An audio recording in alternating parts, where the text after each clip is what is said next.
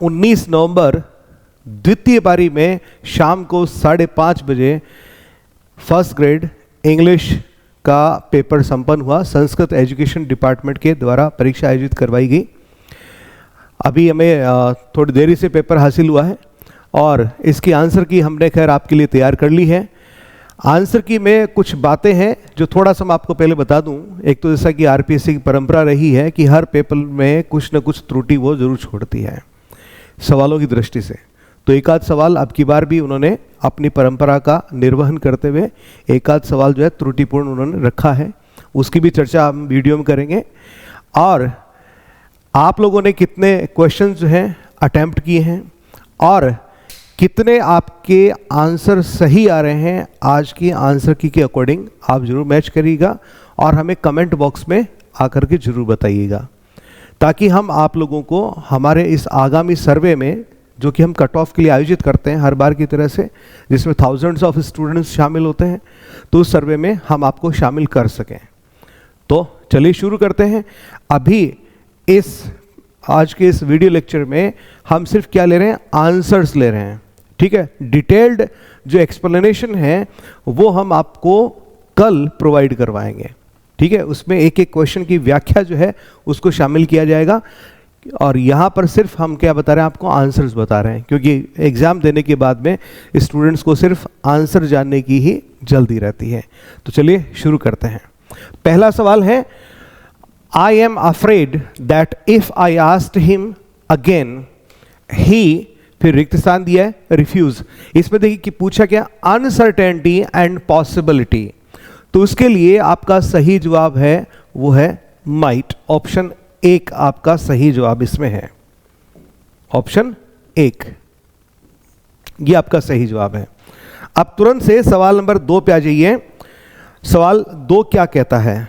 ठीक है, शी, फिर रिक्त स्थान दिया है, sit for hours in her garden and knit.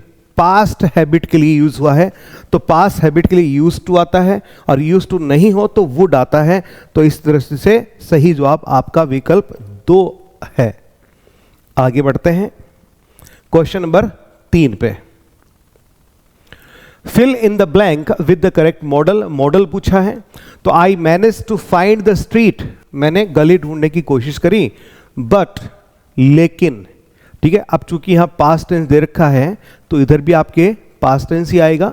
ठीक है, मॉडल का पास्ट फॉर्म आएगा। ठीक है, तो हैडंट मॉडल नहीं है, वाजंट नहीं है, यूजंट नहीं होगा, तो क्या होगा, कुंट होगा, कुडंट। ये आपका सही जवाब है। फिर प्रश्न संख्या 4 पे आ जाते हैं। आई बॉट 3 loaves, loaves जानते हैं, ब्रेड, पाव, रोटी। मैंने 3 loaves खरीदे, दैट, रिक्त स्थान, फिर बी इनाफ लिखा हुआ है। क्या पूछना चाह रहे हैं, एक्सप्रेस डिडक्शन और कॉन्क्लूशन। ठीक है, तार्किक निष्कर्ष पूछना चाह रहे हैं, उसके लिए विल उपयुक्त नहीं होगा, विल सर्टेनिटी बताता है, मे और कैन भी उपयुक्त नहीं होंगे, शुड इसमें आपका सही जवाब होगा। अब चलिए क्वेश्चन नंबर 5 पे। क्वेश्चन नंबर 5 ये आ गया अपन, ये लीजिए क्वेश्चन नंबर 5। ये भी आपका एक मॉडल का ही प्रश्न है। ठीक है, on the other side of the wood, wood का अर्थ है जंगल से, there was a field that he, फिर रिक्त स्थान, cross to reach his home, कि वुड के दूसरी तरफ, on the other side of the wood, there was a field, एक खेत था, that he must cross to reach his home, और आप यदि उस व्यक्ति को घर पहुंचना है तो उसको उस खेत को पार करना ही पड़ेगा। तो उसके लिए शुड नहीं होगा, माइट नहीं होगा, ऑट टू नहीं होगा, सिर्फ मस्ट आपका सही जवाब रहेगा। फिर आगे चलिए, ही, देखिए सवाल क्या है, fill in the blank with the correct modal auxiliary. Modal auxiliary पूछा है, ओके। ही डिडंट, अब मैं आरपीएससी की उसी आदत पे वापस आ जाता हूं कि आरपीएससी जो है त्रुटिपूर्ण सवाल रख देती है। त्रुटि इसमें क्या है, इस प्रश्न में मेरे अनुसार थोड़ी त्रुटि है। क्या है, आप पूछ क्या रहे हैं, मॉडल ऑक्सिलरी पूछ रहे हैं, लेकिन देखिए यहां पे डिड ऑक्सिलरी है ऑलरेडी, और ऑक्सिलरी के साथ में क्या आएगी, मैन वर्ब। ठीक है, एक और ऑक्सिलरी अब नहीं आ सकती। तो यहां पर want to, need to, ought to, used to, तो इसमें ought to और used to ये तो खैर मॉडल्स हैं और ये दोनों यहां पर फिट नहीं बैठेंगे। क्यों? प्रश्न क्या है वो देख लीजिए, वाक्य क्या है वो देख लीजिए। He didn't रिक्त स्थान be reminded about it, और ब्रैकेट में लिखा एब्सेंस ऑफ नेसेसिटी, अर्थात किसी काम को करने की जरूरत नहीं, इसका अर्थ ये है। तो इस मायने से यहां फिट बैठता नीड टू। ठीक, तो वाक्य क्या बनेगा? He didn't need to be reminded about it, उसे इस बारे में याद दिलाने की जरूरत नहीं थी। क्लियर? अब नीड टू यहां पर क्या हो गया? नीड क्या हो गया? ये आपका मैन वर्ब हो गया। ठीक है, क्योंकि ऑक्सिलरी के बाद में क्या आता है? मैन वर्ब आता है। और पूछना क्या था इनको? मॉडल पूछना था। तो इस सेंटेंस को इनको अवॉइड करना चाहिए था। ठीक है, ये थोड़ा सा ध्यान रखिएगा, क्योंकि नीड जो है मॉडल ऑक्सिलरी का काम भी करता है और मैन वर्ब का काम भी करता है। क्लियर? तो यहां पर ये फंक्शन किसका कर रहा है? मैन वर्ब का फंक्शन कर रहा है, इसलिए मैंने बात बोली है। ठीक है, तो खैर इस पे अब दावा करना चाहिए नहीं करना चाहिए वो आपकी मर्जी की बात है। बाकी का ये मैन वर्ब के लिए सवाल है, न कि मॉडल के लिए सवाल है। अब चलिए सवाल नंबर 7 पे, क्वेश्चन नंबर 7 पे आ जाइए। Fill in the blank by choosing correct preparation पूछा है। इट इज वेरी हॉट, बहुत गर्मी है। कहाँ? The centre of the earth, धरती के सेंटर की बात चल रही है। It is very hot upon the centre of the earth, नहीं। At the centre of the earth, नहीं। On the centre of the earth, नहीं। क्या होगा? In the centre of the earth, ये सही प्रेपरेशन यहां पे होगी। फिर अगला सवाल बिल्कुल फिक्स प्रेपरेशन का है। यहां पर कॉम्प्लाई शब्द दिया गया है और इसके साथ प्रेपरेशन क्या आती है? विद आती है। ये आपका सही जवाब है। वाक्य आप पढ़े ना पढ़े देख लीजिए। Did they comply with the rules, तो कॉम्प्लाई के साथ क्या आता है? विद आता है। फिक्स प्रेपरेशन का सवाल है। क्वेश्चन नंबर 9 पे आ जाओ। आपके लिए लेकर के आए हैं स्कूल व्याख्याता फर्स्ट ग्रेड का फर्स्ट पेपर यानी जीके का पेपर। यहां पर भी आपको भारी छूट मिल रही है और विशेष छूट मेरे वाले सब्जेक्ट में यानी इंग्लिश में, वहां पर भी आपको खास छूट मिलेगी। इसके अलावा हिंदी साहित्य का जो पेपर है वहां पर भी ये छूट एप्लीकेबल रहेगी। सेकेंड ग्रेड का जो जीके का पेपर है उसके अलावा इंग्लिश, हिंदी, ये सब आपको कोर्सेज ऑफर किए जा रहे हैं। फिर ऑनलाइन कोर्स रीट के लिए वहां पर आ जाइए। इसमें आपके लिए लेवल 1 और लेवल 2 इनके सारे कोर्सेज अवेलेबल हैं। फिर बात कर लेते हैं थर्ड ग्रेड के लिए। थर्ड ग्रेड में इंग्लिश, हिंदी, संस्कृत और लेवल 1 की जो थर्ड ग्रेड का एग्जाम है उसके लिए भी आपके लिए कोर्स अवेलेबल हैं और सारी इसी सेम छूट के ऊपर।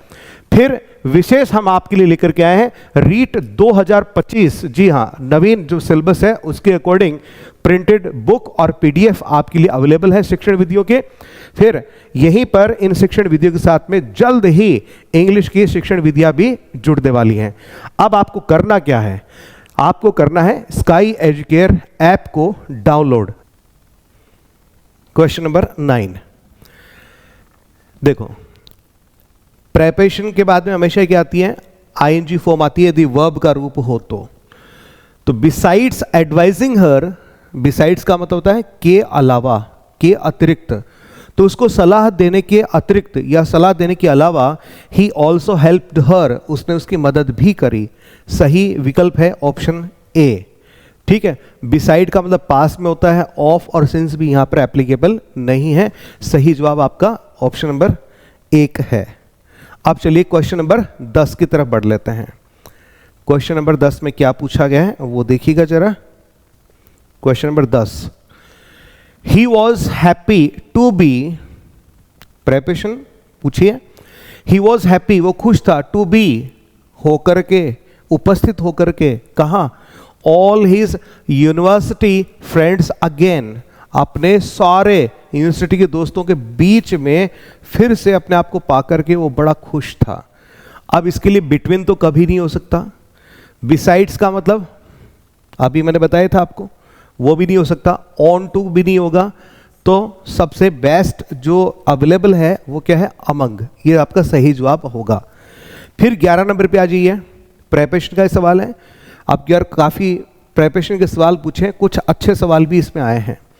आर यू एनी गुड, देखिए आप जब किसी काम में अच्छे होते हैं, गुड, एक्सपर्ट, तो उसके साथ प्रेपोजिशन क्या आती है, एट आती है, गुड एट, ठीक, एक्सपर्ट या गुड, तो यहां पर गुड के साथ क्या आएगा, at. Are you any good at tennis, तो यहां पर प्रेपोजिशन क्या आ जाएगी, एट आ जाएगी। अब चलिए सवाल नंबर 12 में, question number 12।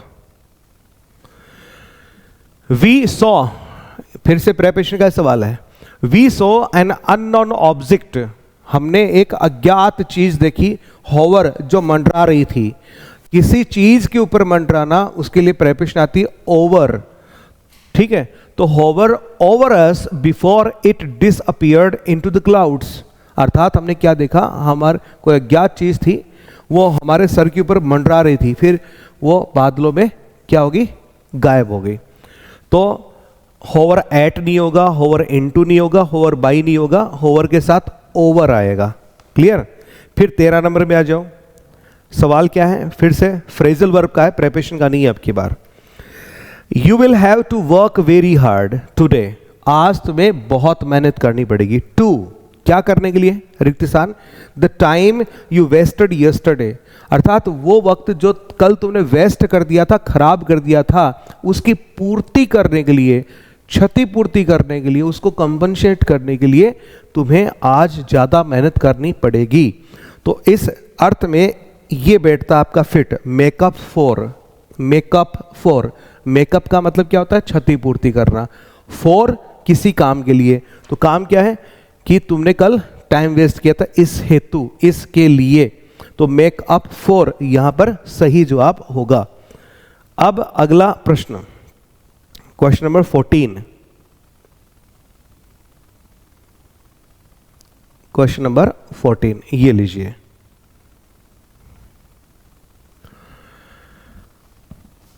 Replace the underline part of the sentence, एक वाक्य दिया है, उसके किसी पार्ट को अंडरलाइन किया है और कहा है कि नीचे 4 विकल्पों में से किसी एक विकल्प को चुनिए जो इसको बेस्ट रिप्लेस कर सके। ठीक है, तो सवाल क्या है, the joke caused no amusement, अर्थात जो जोक सुनाया गया उससे किसी को मजा नहीं आया, उसको आनंद नहीं आया, तो फेल आउट नहीं होगा, फेल बैक नहीं होगा, डिड नॉट होल्ड वाटर नहीं होगा, फेल फ्लैट इसका सही जवाब होगा, अर्थात विकल्प 4 इसका सही जवाब होगा, फेल फ्लैट। तो फेल फ्लैट का मतलब क्या होता है, failed to produce expected reaction, अर्थात जो आशातीत रिएक्शन होता है, जिस रिएक्शन की हमने उम्मीद कर रखी थी वो रिएक्शन हमें ऑडियंस से नहीं मिला, इस मीनिंग के लिए हम फेल फ्लैट यूज करते हैं। क्लियर। फिर क्वेश्चन नंबर 15 में आ जाइए। ठीक है, ईडियम दे रखी है, उसका मीनिंग पूछा है, give yourself airs, give yourself airs का मतलब क्या होता है, खुद की लंबी चौड़ी बढ़ाइया करना, खुद को बढ़ा चढ़ा के प्रस्तुत करना, शेखी बगारना आप कह सकते हैं। तो इस लिहाज से मीनिंग देखिए क्या होगा, एक्ट प्रिटेंशियसली और स्नोबिशली, तो विकल्प 3 आपका इसमें सही जवाब होगा 15 नंबर क्वेश्चन में। फिर चलिए आगे बढ़ते हैं क्वेश्चन नंबर 16 में, 16 नंबर में, 16 और 17 को एक साथ ले लेते हैं। यहाँ पे फिर से ईडियम का ही सवाल पूछा गया है।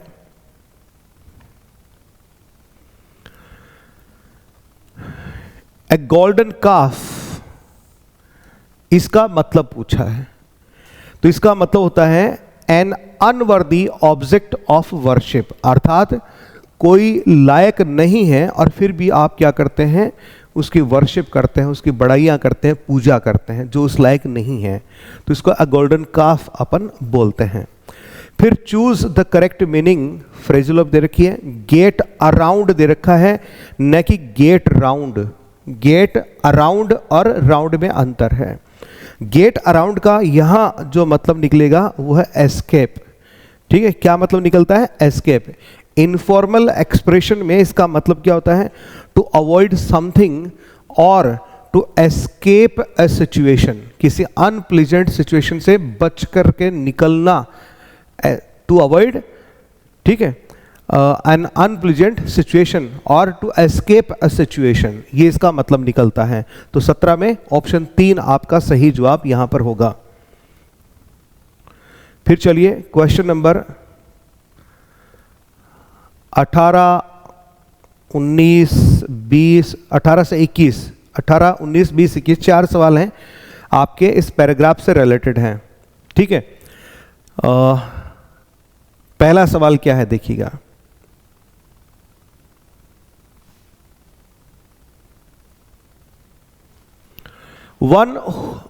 Who according to the paragraph cannot have a respect for himself। सीधा सीधा पैराग्राफ में दे रखा है, आपने मैच कर ही लिया होगा। सही जवाब इसका है one who has a contempt for poetry, ये इसका सही जवाब है। फिर 19 नंबर का सवाल देख लीजिए। What gives birth to poetry? Poetry को जन्म क्या चीज देती है? तो वो है एसेंस ऑफ ब्यूटी और पावर और हार्मनी। ऑप्शन नंबर 3 इसमें सही जवाब है आपका। अब क्वेश्चन नंबर 20 की तरफ चलेंगे।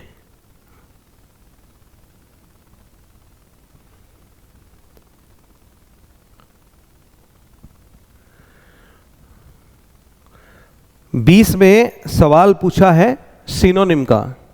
ठीक है, शब्द दिया हार्मनी और इस हार्मनी शब्द का सिनोनिम अर्थात पर्यायवाची क्या होगा ये पूछा गया है। तो डिसोनेंस नहीं होगा, डिसएग्रीमेंट नहीं होगा, इनकॉन्ग्रुइटी भी नहीं होगा। यहां इसके संदर्भ में पीसफुलनेस अर्थात विकल्प 2 सही जवाब है। फिर चलिए क्वेश्चन नंबर 21 पे कि what kind of language is the language of poetry. तो सही जवाब है ऑफ इमेजिनेशन एंड पैशन। ये आपका शुरुआत में ही आपको यहां पे मिल जाता है, poetry is the language of the imagination and the patience. ये सही पैराग्राफ में शुरुआत में आपको जवाब मिल जाता है। काफ़ी इजी पैराग्राफ दिया है, कोई टिपिकल नहीं है। मेरे ख्याल में एक भी सवाल गलत करना इसका एक क्राइम की तरह से होगा। ठीक है, अभी जैसे वीडियो चल रहा है, हम आगे आपके लिए कट ऑफ का वीडियो भी आप लोगों के लिए लेकर के आएंगे, जिसमें आप लोगों को शामिल होना है। और शामिल होने के लिए आपको करना क्या है कि आप लोग अपने जो आपने क्वेश्चंस अटेम्प्ट किए हैं उनका नंबर आप हमें बताएंगे, आंसर की से आप मैच कर लीजिए, कितने सवाल आपके सही हो रहे हैं वो आप हमें सच्ची जानकारी जो है कमेंट बॉक्स में आकर के बताएंगे। हाँ, एक चीज़ मैं आपको और बताऊं, यदि किसी क्वेश्चन पे आपको डाउट हो, आप एक डिटेल्ड एक्सप्लेनेशन चाहते हो, तो वो भी आप कमेंट बॉक्स में आप लिख दीजिएगा। ठीक है, तो वो डिटेल्ड एक्सप्लेनेशन भी आपको मिल जाएगी। क्लियर? और वैसे हम डिटेल्ड वीडियो जो है कल आपके लिए लाने ही वाले हैं, तो उसमें आपको सारे सवालों के डिटेल्ड एक्सप्लेनेशन जो है आपको मिल जाने हैं। क्वेश्चन नंबर 22 पे आ जाइए। When writing a précis, one should avoid which of these rules? जब आप प्रेसी राइटिंग करते हैं, संक्षेपण करते हैं, तो किन नियमों का ध्यान रखें? तो ऑप्शन जो सही है उसी पे ले चलता हूं सीधे। Leaving out every third word, बाकी के 3 वाक्य सही हैं, ये वाला वाक्य गलत है। Sorry,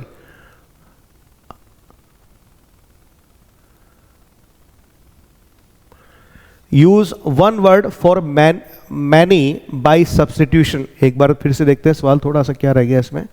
When writing a précis, one should avoid which of these rules? अच्छा, मतलब कौन से रूल्स तो आपको यूज करने चाहिए और कौन से रूल को अवॉइड करना चाहिए।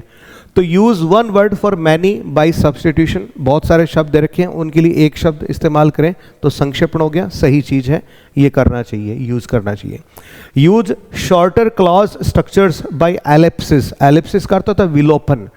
बड़ा वाक्य दे रखा है, कुछ अननेसेसरी शब्दों को विलोपित कर दीजिए और फिर आप इसको काम में लीजिए, बिल्कुल सही तरीका है। Leaving out every third word, हर तीसरे शब्द को छोड़ते जाइए, कट ऑफ करते जाइए, ये सही तरीका नहीं है, इसलिए ये यहाँ पर सही जवाब है।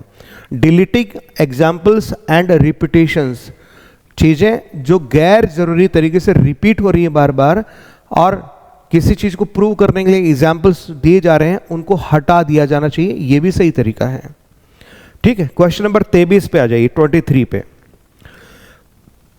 करेक्ट ऑप्शन देखना है, प्रेसी writing is an exercise in, प्रेसी writing जो है एक प्रकार का अभ्यास है, किस क्षेत्र में? एक्सपेंशन, क्या विस्तार करते हैं हम इसमें? नहीं करते। पैराग्राफ राइटिंग, क्या प्रेसी राइटिंग कोई पैराग्राफ राइटिंग है? नहीं। कंप्रेशन, कंप्रेशन का मतलब संक्षेपण, जी हाँ बिल्कुल सही बात है। पैराफ्रेजिंग, पैराफ्रेजिंग भी नहीं है, तो सही विकल्प आपका इसमें क्या है? ऑप्शन 3। अब 24 नंबर क्वेश्चन में चलते हैं। क्वेश्चन नंबर 24,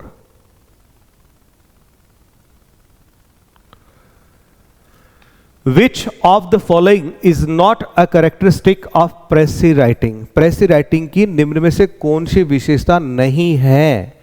विशेषता नहीं है ये पूछा है, ठीक है। तो देखिए इसमें सिंपल और डायरेक्ट लैंग्वेज होनी चाहिए, हाँ। कोहेरेंस एंड लॉजिक होना चाहिए, हाँ। कंप्लीट होनी चाहिए एंड सेल्फ कंटेंट सेंटेंसेस होने चाहिए, हाँ। इंक्लूशन ऑफ कोलोक्वियल एक्सप्रेशन, यानी आम बोलचाल की भाषा को इसमें काम में लेना चाहिए, नहीं। एंड रेटोरिकल फ्लोरिशेस, नहीं। तो इसलिए ये आपका सही जवाब होगा। अब चलिए क्वेश्चन नंबर 25 पे।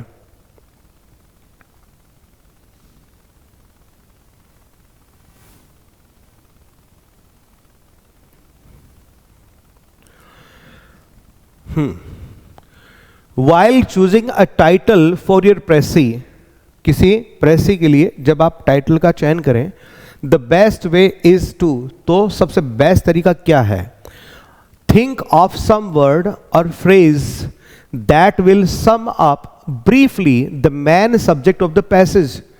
जो पैसेज दिया गया है उसका जो मुख्य विषय है उसको समाहित करने वाले कुछ शब्दों का चयन कीजिए, बिल्कुल सही तरीका है, ठीक है। Look for a key sentence that may be found at the beginning और at the end of the passage. Passage के प्रारंभ में या फिर अंत में से कोई एक ऐसा की सेंटेंस उठाइए, ठीक है, जिसमें इसके बारे में कुछ लिखा हो। कोई जरूरी नहीं है भैया शुरू में और लास्ट में ही हो, मध्य में भी हो सकता है, तो ये तरीका सही नहीं है। Make the title as informative as possible. Title क्या होना चाहिए? इंफॉर्मेटिव होना चाहिए जहां तक संभव हो। तो ऑप्शन 1 और 3 सही हैं, तो इस हिसाब से यहां विकल्प आपका 1 सही माना जाएगा। फिर क्वेश्चन नंबर 26 पे चलते हैं। Question number 26, to achieve a personal tone in letter writing. Letter writing में पर्सनल टोन लाने के लिए वन शुड, किसी व्यक्ति को करना चाहिए, क्या करना चाहिए? Right in a natural conversational style, बिल्कुल सही है। Avoid personal pronouns when possible, जहां संभव हो पर्सनल प्रोनाउन उसको अवॉइड करें। अरे भैया पर्सनल टोन डालने के लिए पर्सनल प्रोनाउन तो यूज करने पड़ेंगे, आप उनको अवॉइड करने का कह रहे हो, तो ये गलत है। बी रिमोट एंड अलूफ, ऐसे दूर दूर और अलूफ रह करके बात करो, नहीं, या लिखो, नहीं। Avoid the use of the persons name, व्यक्ति का नाम लिखने से बचना चाहिए, नाम लिखोगे तभी तो पर्सनल होगे। तो सही जवाब आपका ऑप्शन 1 है इसमें। अब चलिए क्वेश्चन नंबर 27 की तरफ।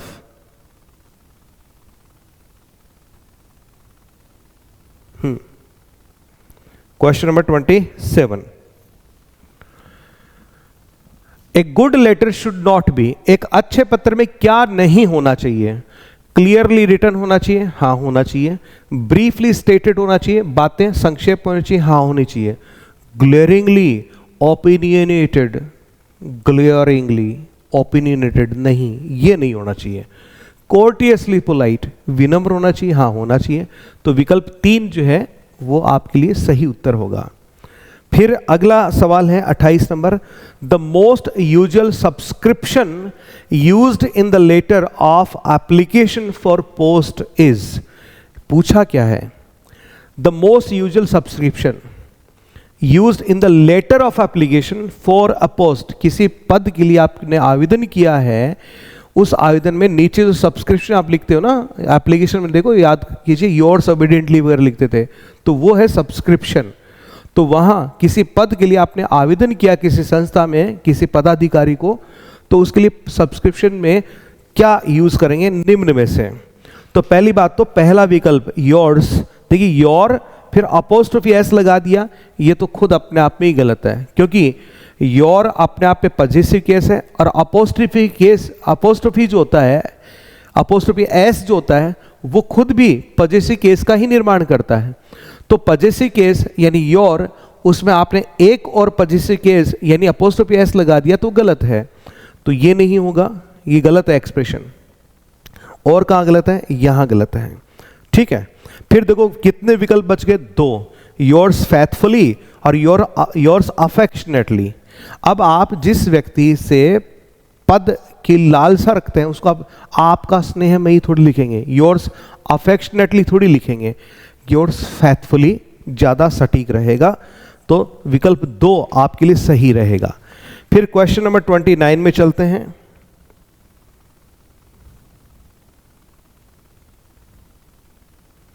Question number 29, which of the following is the correct sequence for the form of a letter? किसी पत्र के संदर्भ में कौन सी सीक्वेंस ज्यादा सटीक है, ज्यादा सही है, उसका चयन करना है। सबसे पहले हेडिंग, फिर एड्रेस ऑन द एनवेलप, अरे हेडिंग, फिर सीधे लिफाफे पर एड्रेस, ग्रीटिंग, फिर अगले को राम राम सा कैसे हो, ग्रीटिंग, फिर सब्सक्रिप्शन जो अभी मैं बता रहा था, फिर बॉडी ऑफ द लेटर, नहीं ये तो उल्टा पुल्टा गल नहीं हो सकता। सबसे पहले लिफाफे पर एड्रेस है, फिर पत्र जब खुलेगा पत्र के अंदर हेडिंग मिलेगी सबसे पहले, फिर सैल्यूटेशन मिलेगा, दुआ सलाम, फिर बॉडी ऑफ द लेटर यानी मुख्य संदेश, और अंत में आपको क्या मिलेगा? सब्सक्रिप्शन। अवेलेबल ऑप्शन में ये सबसे ज्यादा सटीक और सही है, तो 29 में आपका सही जवाब होगा विकल्प 2। और ये चीज हमारे जो कोर्स में जो हमने नोट्स बच्चों को दिए हैं क्लासरूम से, ये क्वेश्चन डायरेक्टली आए हैं, सीधे सीधे ये सवाल जो है डायरेक्टली वहां से पूछे गए हैं। चलिए 30 नंबर प्रश्न में आ जाते हैं। The 3C in a good report do not include. किसी रिपोर्ट के अंदर 3C पाए जाते हैं, अर्थात 3 ऐसे शब्द पाए जाते हैं जो C से प्रारंभ होते हैं। यहां पर 4 दिए गए हैं, तो 3 तो आपके सही होंगे। एक ऐसा कौन सा C से शुरू होने वाला शब्द है जो किसी रिपोर्ट का हिस्सा नहीं है? तो विकल्प में क्लैरिटी दे रखा है, कंसिस्टेंसी दे रखा है, कॉन्सिक्वेंशियलिटी दे रखा है, क्रूडिटी। ऑप्शन 2 जो है ये आपका सही जवाब है कि ये इस 3C का भाग नहीं है। फिर सवाल नंबर 31 पे पहुंचते हैं। Which one of the following is generally not found in the format of a written report? किसी लिखित रिपोर्ट में क्या नहीं पाया जाता? सैल्यूटेशन और ग्रीटिंग। रिपोर्ट में किसी को सैल्यूटेशन नहीं करते हैं, ग्रीटिंग नहीं करते हैं। Executive summary, introduction, body and conclusion, ये सारी चीजें पाई जाती हैं उसमें। सवाल नंबर 32 पे, अच्छा ये सवाल भी अपने इस कोर्स से पूछा गया है, आप नोट्स को मैच कर सकते हैं। ठीक है, स्काई एजुकेयर ऐप पे हमने जो कोर्स बच्चों के लिए अवेलेबल करवा रखा है वहीं से डायरेक्ट ये सवाल पूछा गया है। फिर आगे देखें, a report must always be. Report में क्या होना चाहिए? क्या होना चाहिए देखिएगा, informal in its tone. Report कभी इनफॉर्मल नहीं होती, वो फॉर्मल होती है, तो ये ऑप्शन 1 तो गलत है आपका। फॉर्मल इन इट्स टोन सही है। लैंग्वेज एंड प्रेजेंटेशन सब में फॉर्मल होना चाहिए, बिल्कुल सही बात है। ठीक है, फिर a formal presentation of available information, जो इंफॉर्मेशन उपलब्ध है आपके पास उसको आप औपचारिक रूप से प्रस्तुत करते हैं, बिल्कुल सही बात है। तो ऐसा विकल्प तलाश करते हैं जिसमें 2 और 3 सही दे रखे हों, और ये है आपका विकल्प संख्या 2। फिर सवाल नंबर 33 पे आते हैं। 33 नंबर का सवाल देखिए, a systematic and well organised formal presentation of facts, अर्थात व्यवस्थित तरीके से, अच्छी तरह से, संगठित तरीके से जब आप क्या करते हैं, औपचारिक प्रस्तुति करते हैं तथ्यों की, एंड फाइंडिंग्स और खोज की, of an event that has already taken place somewhere is, तो इसको भैया कहते हैं रिपोर्ट। अच्छे से पढ़ लेना, इतना मैं पढ़ के बता दूं काफी है। ठीक है, फिर सवाल नंबर 34 पे आ जाओ, question number 34।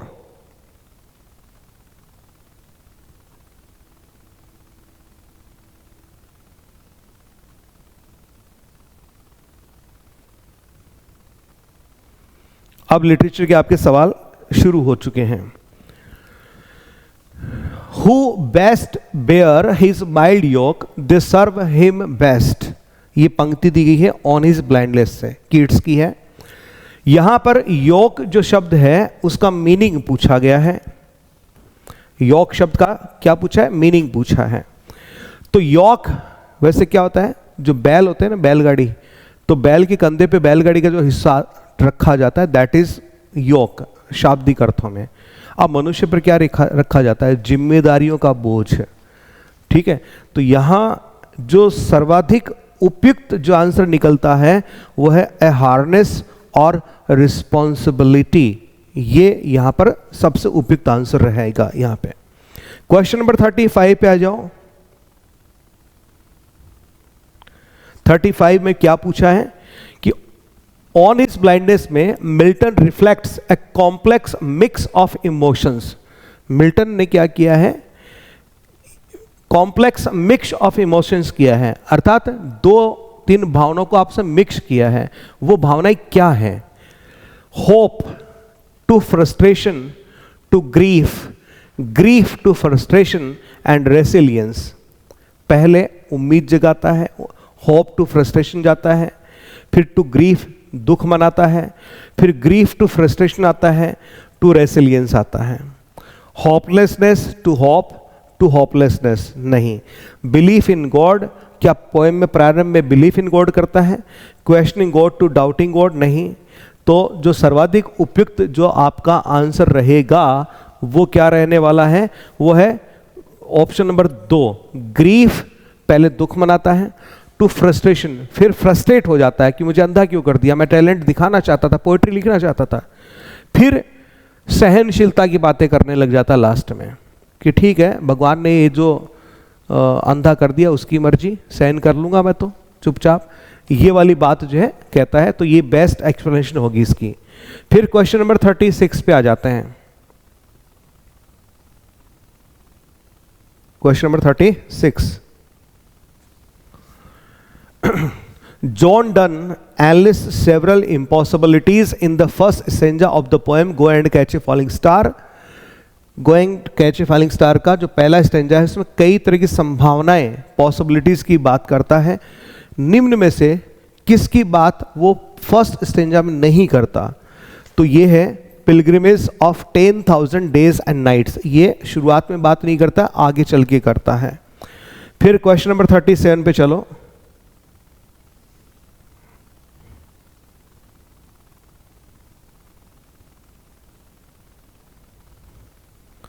Question number 37,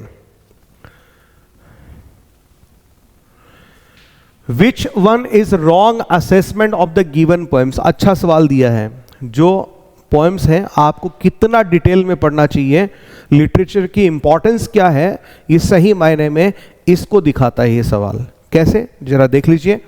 written in 1819 ode to the west wind, Shelley had the Peterloo massacre in mind. बिल्कुल करेक्ट है भैया। ये कब पता चलता? जब आपने पोएम का बैकग्राउंड पढ़ा होता तब। ये बातें हमने अपने कोर्स में, अपनी क्लासरूम की नोट्स में ये बात हमने बता रखी है। Ode on a Grecian urn was inspired by Keats' study of Elgin marbles in the British Museum। बिल्कुल सही बात है। ये भी ग्रेशियन अर्न आप जब आप पढ़ते हो तो किससे इंस्पायर होकर किसने पोएम लिखी वहां ये जिक्र आता है। ये चीज भी अब आप कहेंगे बार बार आप तो अपने कोर्स की पढ़ाई कर रहे हो, लेकिन जो तथ्य है वो है। ठीक है, मैं हर सवाल के लिए तो नहीं कह रहा, लेकिन हमने इसी तरह से कोर्स को डिजाइन किया कि कोई भी फैक्ट जो है आपका छूटे नहीं। ठीक है, सारे फैक्ट्स जो है कवर हो जाएं। खास तौर से ऑनलाइन के स्टूडेंट्स के लिए हमने अलग से बैच ये बनाया है। ठीक है, ऑफलाइन के स्टूडेंट्स का हमारा अलग बैच है और ऑनलाइन के स्टूडेंट्स का अलग है। ठीक है, ऐसा नहीं है कि ऑफलाइन का बैच चल रहा है वहीं पर हमने वीडियो कैमरा इंस्टॉल कर दिया एंड देन उस क्लास को हमने आपकी उसमें डाल दिया, नहीं। क्योंकि ऑनलाइन के जो स्टूडेंट्स होते हैं उनके लिए टाइम जो है बड़ा कीमती होता है, और क्लासरूम में बहुत सारी ऐसी बातें होती है, चीज़ें होती है जहाँ पर कहीं न कहीं जो इरेलेवेंट बन जाती हैं। क्लास से थोड़ा कई बार टीचर जो इधर उधर की बातें भी करने लग जाता है, और ऑनलाइन के स्टूडेंट को फिर वहाँ पर बोरियत से महसूस होती है, उसका वक्त ज़ाया होता है। इसलिए ऑनलाइन का हमारा कोर्स बिल्कुल अलग है, डिफरेंट है। ठीक है, उसमें फैक्ट्स जो है हमने भर भर के दिए हैं वहां पे। खैर वापस आ जाते हैं। तीसरा विकल्प दिया daffodils by Wordsworth is a sonnet. अरे भैया मुझे आपत्ति है, इसमें सोनेट नहीं है। ये क्या नहीं है पोएम? डैफोडिल्स क्या है? सोनेट नहीं है। तो ये आपका सही जवाब रहेगा। फिर my last duchess is preceded by an epigraph Ferrara. बिल्कुल सही है, ये भी हमने देखा बी कोर्स में। ठीक, खैर क्वेश्चन नंबर 38 पे आ जाओ। 37 में 3 ऑप्शन सही होगा। 38 में देखो, west wind is addressed by various names and adjectives. West wind poem में वेस्ट विंड को बहुत सारे नामों से पुकारा गया है, उसके लिए कई तरह के विशेषण अर्थात एडजेक्टिव्स का यूज किया गया है। निम्न में से कौन से एडजेक्टिव का प्रयोग नहीं हुआ है, उसके लिए ये ढूंढना है। तो स्पिरिट फियर्स हुआ है, अनकंट्रोलेबल हुआ है, दाउ ब्रेथ ऑफ विंटर नहीं भैया, दाउ ब्रेथ ऑफ ऑटम हुआ है। ठीक है, दाउ ब्रेथ ऑफ ऑटम ऐसे लिख करके आता है, तो ये आपका सही जवाब होगा। इम्पीच वन इसका प्रयोग भी हुआ है। फिर चलो क्वेश्चन नंबर 39 की तरफ। ठीक है, कीट्स वाली जो पोएम है उसमें से सवाल आया है सिल्वन हिस्टोरियन। ठीक है, फिर यहां पर सिल्वन जो शब्द है उसका मीनिंग पूछा है। तो सिल्वन शब्द जो है लिविंग और लोकेटेड इन द फॉरेस्ट, ये इसका मतलब होता है। ऑप्शन 4 सही जवाब होगा। ठीक, अब 40 नंबर क्वेश्चन पे आ जाओ भैया। सवाल नंबर 40 पे आते हैं। ब्राउनी की जो माई लास्ट डचेस है वहां से सवाल पूछा है कि ये क्या है? एक्फ्रास्टिक पोएम है। एक्फ्रास्टिक क्या होता है? वन, एक ऐसी poem that engages with work of art, जिसका संबंध वर्क ऑफ आर्ट से है, and dramatises viewers responses to the art work, और व्यूवर्स के रिस्पॉन्सेस को आर्ट वर्क की तरह ड्रामेटाइज करता है। इसी तरह की ब्राउनिंग की जो पोएम है, ब्राउनिंग को छोड़ दीजिए, इसके अलावा जो मैंने नीचे 4 विकल्प दिए हैं, क्या उनमें से ऐसी कोई पोएम है जो एफ्रास्टिक पोएम कहलाई जा सकती हो, अर्थात जिसका संबंध कला से हो? तो सीधी सी बात है, ये रही कीट्स की odd on A Grecian earn, वहां पर कला की बात चल रही है, ग्रेशन अर्न की कला की बात चल रही है। तो ये सही जवाब आपका ये है। फिर क्वेश्चन नंबर 41 पे आते हैं, 41 पे। 41 जो स्कॉर्पियन वाली जो पोएम है निसिम एस्केल की नाइट ऑफ द स्कॉर्पियन, वहां पर जो पोएट है, स्पीकर है, वो तरह तरह की विशेष करते हैं। कब? जब उस महिला को बिच्छू काट लेता है बिच्छू, तो उसके बाद में कुछ विशेष की जाती है, जैसे may the sins of previous birth be burnt away, कि भगवान इसके पिछले जन्म के पाप जो है उनको नष्ट कर दे इस जहर के माध्यम से। सही है। May the suffering decrease the misfortune of the next birth, ये जहर जो है अगले जन्म के जो मिसफॉर्चून है उसकी पीड़ाओं को कम कर दे, ये भी सही है।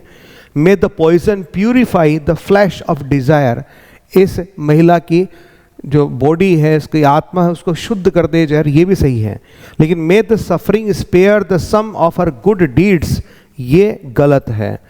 और जो गलत है वो यहाँ सही है, क्योंकि सवाल ही ऐसा पूछा कि निम्न में से कौन सा गलत विकल्प है, ऐसे करके पूछा है। चलिए सवाल नंबर 42 पे चलते हैं।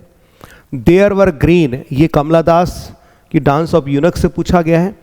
पंक्ति दे दी यहाँ पे कि there were green tattoos on their cheeks, उन हिंजड़ों के चीक्स के ऊपर हरे रंग के टैटूज थे। फिर रिक्त स्थान दे दिया कि आगे कौन सा शब्द आएगा इसमें। इन दियर हेयर, उनके बालों में क्या थे? फ्लावर्स थे। कौन से? जैस्मिन के फ्लावर्स थे। ठीक है, ऑप्शन 1 इसमें सही जवाब है। क्वेश्चन नंबर 43 पे आओ। 43 go and catch a falling star से रिलेटेड सवाल पूछा है कि इसमें go and catch a falling star में बहुत सारे इम्पॉसिबल टास्क की एक सीरीज जो है कवि आपके सामने प्रस्तुत करता है कि go and catch a falling star, टूटते हुए तारे को पकड़ो। ठीक है, शैतान के पांव को किसने चीरा बताओ। ठीक है, बीते हुए वर्ष कहाँ जाते हैं बताओ। ठीक है, इत्यादि इत्यादि। तो ये सब वो काम क्या बात साबित करने के लिए करता है? तो तो विमेन्स इनफाइडेलिटी अर्थात औरत की बेवफाई को साबित करने के लिए ये सारी इमेजेस जो है वो काम में लेता है। ये सही जवाब है। क्वेश्चन नंबर 44 पे चलते हैं। 44 पे शेक्सपियर का जो प्ले है Macbeth, who among the following is not a thane to Scotland. Scotland के छोटे मोटे जो थेन हैं, नवाब हैं, उनको दर्शाया गया है। जैसे मैकबेथ थेन ऑफ ग्लैमिस होता है, फिर थेन ऑफ काउडर बन जाता है। तो यहाँ पर 4 विकल्प दिए गए हैं और पूछा है कि इनमें से एक जना ऐसा है जो स्कॉटलैंड के किसी भी उपनगर का थेन नहीं था। ठीक है, तो मैकडफ था भाई, लेनॉक्स भी था, एंगस था, सेटन नहीं था। सेटन क्या था? मैकबेथ का नौकर था। तो ये आपका सही जवाब होगा, मैकबेथ का ये नौकर था। ये बात भी हमने क्लासरूम नोट्स में बता रखी है। इवन जो कैरेक्टर स्केचेस हमने पढ़ा है उसमें साफ तौर पे दे रखा है। ठीक, और आपको यदि कोर्स ज्वाइन करना है फर्स्ट ग्रेड का, अभी काफ़ी अच्छा डिस्काउंट चल रहा है, उस पर आप ज्वाइन कर सकते हैं। स्काई एजुकेयर ऐप को डाउनलोड कीजिए, उसमें जा करके आपको फर्स्ट ग्रेड का ये मिल जाएगा। साथ में आपको जीके चाहिए तो वो भी मिल जाएगा। साथ में यदि आपको फर्स्ट ग्रेड के साथ सेकंड ग्रेड इंग्लिश भी चाहिए तो उसका भी कॉम्बो ऑफर जो है आपके लिए अवेलेबल है। काफ़ी अच्छा अभी डिस्काउंट चल रहा है, इसलिए मैंने आपको बताया है। फिर पूछा है कि मैकबेथ में फ्लियंस नाम का जो कैरेक्टर है वो कौन है? तो ये भैया बैंको का बेटा है। ठीक है, बैंको का बेटा है। बैंको को मार दिया जाता है और ये बेटा जो है भाग जाता है। अगला प्रश्न है क्वेश्चन नंबर 46। क्या सवाल है देखिएगा। वेयर डज मैकबेथ 45 हिम्मत जुटाना himself to fight against Malcolm in the last act of the play. नाटक के अंतिम एक्ट में मैल्कम से कहाँ लड़ाई लड़ने की हिम्मत जुटाता है?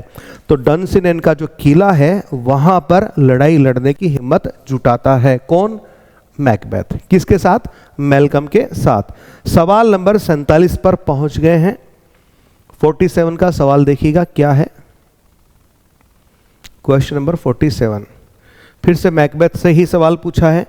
ठीक है, और सवाल बहुत अच्छा सवाल पूछा है कि ऐसा नहीं कि आप आए मैकबेथ पढ़ा, ओके ठीक है इससे मेरे से सवाल पूछ लो, ऐसा नहीं है। मैकबेथ पढ़ रहे हो तो शेक्सपियर का भी थोड़ा सा परिचय होना चाहिए। शेक्सपियर किस कालखंड में था, किस कालखंड में उसकी रचनाएं आई। ठीक है, वो एलिजाबेथन काल में था, ओके, लेकिन उसकी रचनाएं जो है, प्रमुख रचनाएं कहाँ आई, वो चीज़। या फिर मैकबेथ आप पढ़ रहे हो तो मैकबेथ जो है कौन से दौर का है, तो यही सवाल पूछ लिया कि मैकबेथ जो है कौन से राजा के काल में लिखा गया। तो ये लिखा जाता है जेम्स फर्स्ट। ठीक है, एलिजाबेथ 1603 में मर जाती है तो ये 1603 में गद्दी पर बैठ जाते हैं। ठीक है, और 1625 तक रहते हैं। 25 में चार्ल्स फर्स्ट आ जाते हैं। ठीक है, ये चीज़ भी हमने हमारे कोर्स में बताई है। क्लियर? और अब आप ये बताएंगे मैकबेथ कब लिखा गया था, ये आप कमेंट बॉक्स में आकर के जरूर बताइएगा। कुछ पन्ने पलट के आइएगा, कुछ गूगल करके आइएगा, सर्च करके आइएगा और फिर बात कीजिएगा। ठीक है, चलिए क्वेश्चन नंबर 48 पे आ जाओ भाई। सवाल नंबर 48 पे चलते हैं।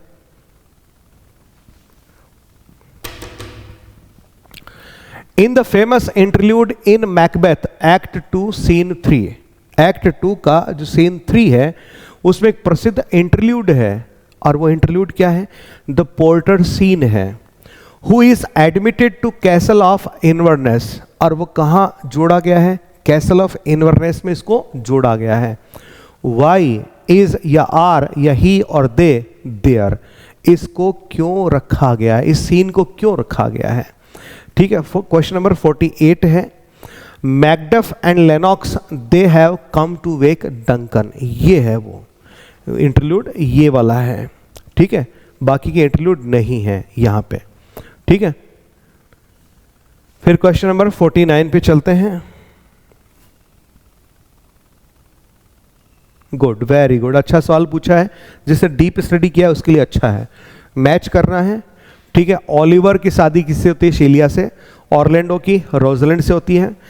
टच स्टोन सिल्वियस की ऑड्री से नहीं होती, सिल्वियस की होती है फेबे से। और इसकी टच स्टोन की किससे होती है? ऑड्री से होती है। तो पहले में ए और दूसरे में बी और तीसरे में क्या होगा, D. A B D C ऐसे ढूंढना है। तो देखो ए बी डी और सी, विकल्प 4 आपका सही जवाब रहेगा। ठीक है, क्वेश्चन नंबर 49 के बाद में क्वेश्चन नंबर 50 पे आ जाओ। क्वेश्चन नंबर 50 शेक्सपियर का सवाल पूछा है, एज यू लाइक इट से सवाल पूछा है। ठीक है, सवाल क्या है जरा देखते हैं। Shakespeare has portrayed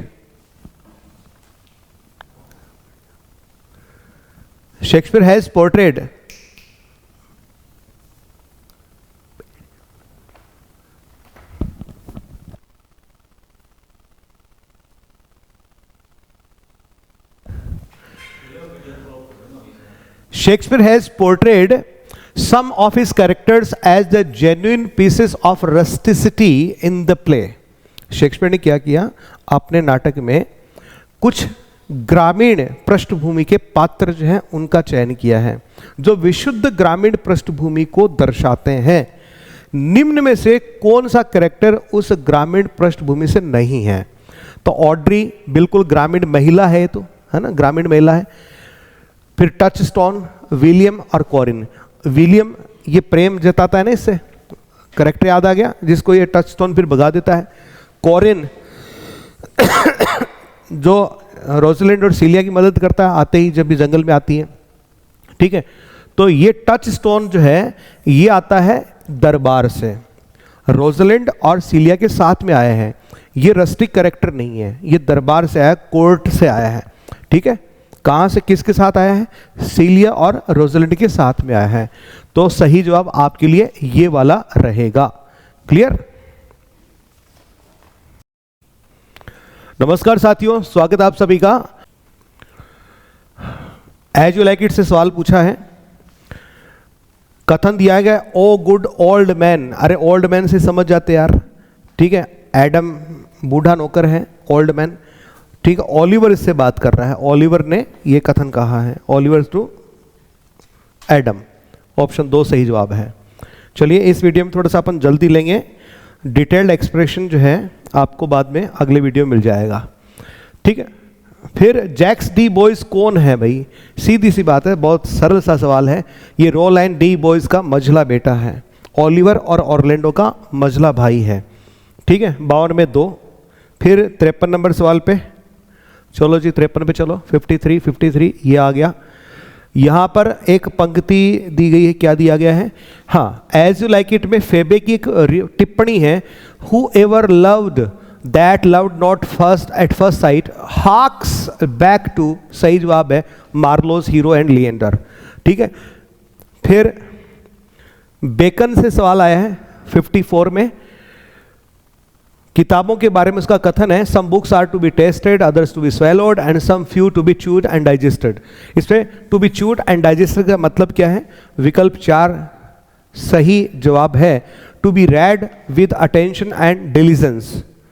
question number 55 फिर से बेकन के लिए ही सवाल पूछा गया है कि इस ऐसे के अंदर ऑफ स्टडीज जिसका टाइटल है, इसके मुख्य पर्पस क्या हैं? तो ऑप्शन 2 सही है, डिलाइट, ऑर्नामेंट एंड एबिलिटी। फिर क्वेश्चन नंबर 56 पे आ जाओ। 56 पे अब चिमनी स्वीपर से चार्ल्स लैम का ऐसे वहां से सवाल पूछा है। फ्रेज दी है, ब्रांडिश्ड वेपन ऑफ हिज आर्ट। उसकी कला किसकी? उस चिमनी स्वीपर की। उसका ब्रांडिश्ड वेपन क्या? अरे भैया झाड़ू है, जिसके लिए शब्द काम में लिया है ब्रश। ठीक है, फिर अगला सवाल यहीं से है कि चिमनी स्वीपर जो बच्चे हैं उनके लिए कौन सी फ्रेज काम में लिगी इसमें? अ यंग स्पैरो, ये काम में लिया गया उनके लिए। 57 में 1। 58 में चलो 58। इन बच्चों के लिए एक वार्षिक दावत का आयोजन कौन करता था? एनुअल फीस्ट का। तो मिस्टर जेम वाइट करते थे। ऑप्शन 4 इसमें सही जवाब है। अब चलो 59 पे। अब हम पहुंच गए हैं माइकल हेंचार्ड के इस नॉवल पे, द मेयर ऑफ कास्टरबिस। ठीक है, डोनाल्ड फारफ्रे को हेंचार्ड तुरंत पसंद क्यों करने लग जाता है? सवाल ये पूछा है। तो सही जवाब है कि फारफ्रे जो है ये हेंचार्ड को खराब गेहूं को सही गेहूं में तब्दील करने की विधि बताता है, इसलिए ऑप्शन 2 सही है 59 में। फिर चलो जी 60 नंबर, सवाल नंबर 60 पे चलते हैं। क्वेश्चन नंबर 60 पे सवाल बहुत सीधा सा पूछा है कि जो एलिजाबेथ नाम की जो लड़की है, युवा होती है, उसका बायोलॉजिकल फादर, असली पिता कौन है? तो इस असली पिता है वो नाविक जिसका नाम है रिचर्ड न्यूसन। अगला सवाल भी इजी है। हेंचार्ड सेल्स हिज वाइफ टू, हेंचार्ड अपनी पत्नी को बेचता है, किसको? उसी नाविक को जिसका नाम है रिचर्ड न्यूसन। 61 में 3 सही होगा। फिर चलो 62 नंबर पे 62 पे सवाल क्या पूछा है, थोड़ा सा बड़ा सवाल दिख रहा है जी, ठीक है। चलो यहां पर कुछ कथन दिए गए लगता है, हाँ जी, हाँ करेक्ट आंसर पूछा है। कथन कौन से सही है कौन से गलत है वो देखना है। पहला कथन है हेंचार्ड्स रियल डॉटर वाज अलाइव, हेंचार्ड की असली बेटी जिंदा थी, नहीं वो मर गई थी छोटी। The novel is the story of man of character, बिल्कुल सही बात है। ये चीज़ हमने हमारे कोर्स में इंट्रोडक्शन पार्ट में बिल्कुल साफ तौर पे बता रखी है, टाइटल के साथ बता रखी है, आप टैली भी कर सकते हैं इस चीज़ को। फिर दूसरा Hardy prioritises character over fate and incident, ये कथन भी सत्य है। और स्कीमिटी राइट जो है लुसिटा की जान लेता है, ये कथन भी सत्य है। तो बी और सी और डी कौन से में सही है? ऑप्शन 3 में, जो कि आपका सही जवाब है। फिर चलते हैं क्वेश्चन नंबर 63 यानी 63 पे।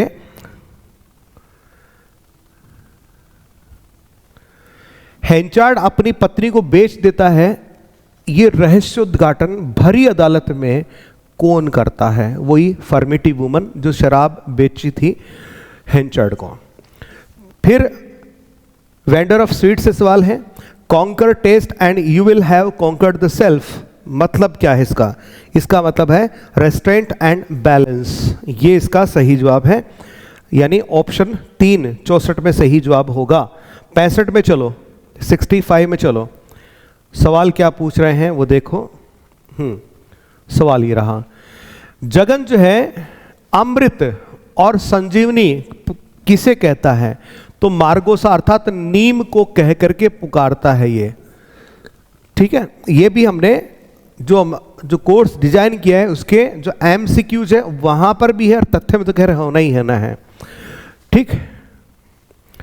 क्वेश्चन नंबर 66 पे आ जाओ। जो वेंडर ऑफ स्वीट्स है उसमें कौन सी थीम नहीं है? फादर सन रिलेशनशिप की थीम है, बिल्कुल है। Clash between Indian and western culture है, बिल्कुल है। द गैंधियन वे ऑफ लाइफ के बारे में बताया गया है। मालगुडी एथिक्स एंड कनेक्शन जो है इसमें नहीं है। हालांकि मालगुडी के इर्द गिर्द कहानी है, लेकिन मालगुडी एथिक्स कोई चीज़ इसमें मेरे ख्याल में नहीं बताई गई है। फिर क्वेश्चन नंबर 67 पे आ जाओ भाई, 67 नंबर पे क्या है सवाल देखेंगे। हाँ, सवाल ये पूछा है कि what is the subject of the book that the sweet vendor has written and intends to publish. इस मिठाई विक्रेता ने किताब लिखी, छपवाना चाहता था, उस किताब की विषय वस्तु क्या है? अर्थात किससे ताल्लुक रखती है? तो ताल्लुक रखती है नेचुरोपैथी से। 67 में 4 ऑप्शन आपका सही जवाब होगा। चलो जी आगे बढ़ते हैं 68 पे, यानी 68 नंबर पे प्रश्न पे पहुंच जाते हैं, ठीक। सवाल क्या है? अब लिटरेरी फॉर्म्स जो है वहां से सवाल आने शुरू हो गए हैं। परिभाषा दे रखी है और कौन से फिट बैठती है वो दे रखा है। It makes coherent sense on the literal और primary level of signification and at the same time communicates a second correlated order of signification. सही जवाब है विकल्प 3, दी एलेगरी। 69 पे चलो।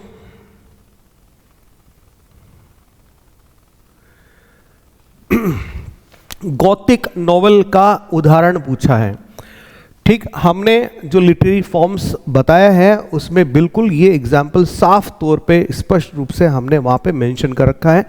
आप चाहें तो तस्दीक भी कर सकते हैं। कोर्स में आप जाइए, स्काई एजुकेटर ऐप डाउनलोड कीजिए, फर्स्ट ग्रेड का सेकंड ग्रेड का दोनों में वहाँ पर हमने इसको मेंशन किया है, ठीक है। तो सही जवाब क्या है? वालपोल महोदय ने लिखा है द कैसल ऑफ ओट्रेंटो, ये सही जवाब है। 69 में 1 गोथिक नोवेल का एग्जाम्पल है ये। अब चलिए 70 नंबर पे चलते हैं। डॉक्टर जॉनसन ने 1755 डिक्शनरी लिखी थी, उस डिक्शनरी में एक परिभाषा दर्ज है, वो परिभाषा किस से रिलेटेड है? परिभाषा ये है, narrative comprising narrations not acted but rehearsed. It is usually supposed to be heroic or to contain one great action achieved by a hero. What is he referring to? सही जवाब है एपिक, अर्थात महाकाव्य की बात कर रहे हैं। डिटेल्ड वीडियो आपको आगे मिलेगा, उसमें आप इसकी डिटेल जान सकते हैं। फिलहाल मैं इतना ही आपको यहाँ पे बताऊंगा।